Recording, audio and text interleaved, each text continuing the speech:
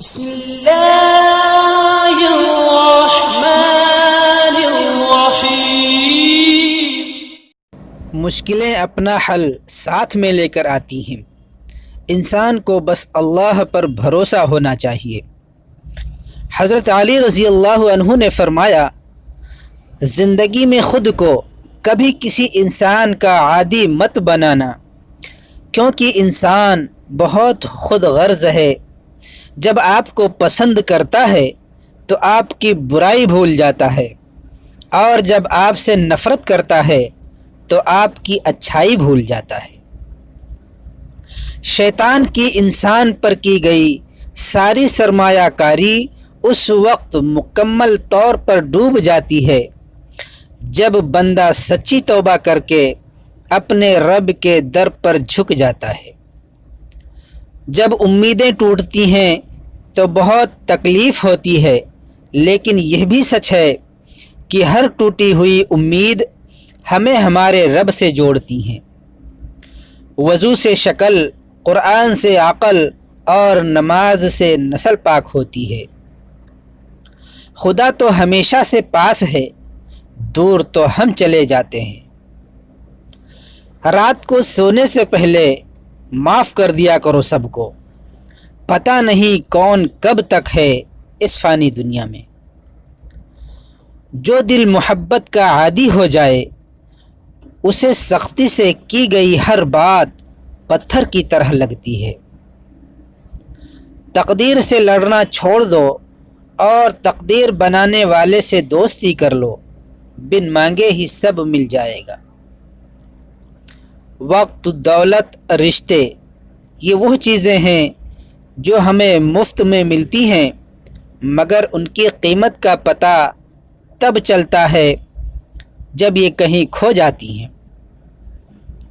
یاد رکھو کہ نماز 5 وقت اور اخلاق 24 گھنٹے فرض ہیں۔ جو اپنے دل میں کینہ رکھتا ہے وہ گویا اپنے زخموں کو ہرا رکھتا ہے۔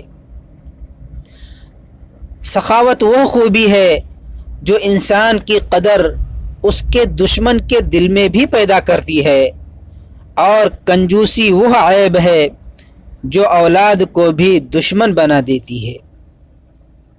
اللہ کی تمام عطاؤں میں سے حکمت سب سے بڑی عطا ہے، اور حکمت والا شخص وہ ہے جس کے قول و فعل دونوں یکساں ہوں۔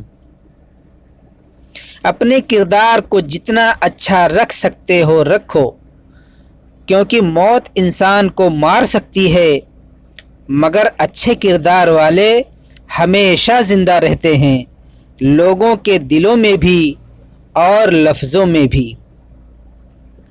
دنیا کو چاہنے والا بکھر جاتا ہے، اللہ کو چاہنے والا نکھر جاتا ہے۔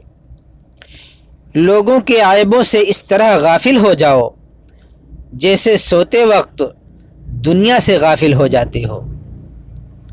وہ شخص کامیاب نہیں ہو پاتا جس میں ناکامی کا خوف کامیابی کی چاہت سے زیادہ ہو۔ نبی کریم صلی اللہ علیہ وسلم نے ارشاد فرمایا، نماز دین کا ستون ہے، اور میری آنکھوں کی ٹھنڈک نماز میں رکھی گئی ہے۔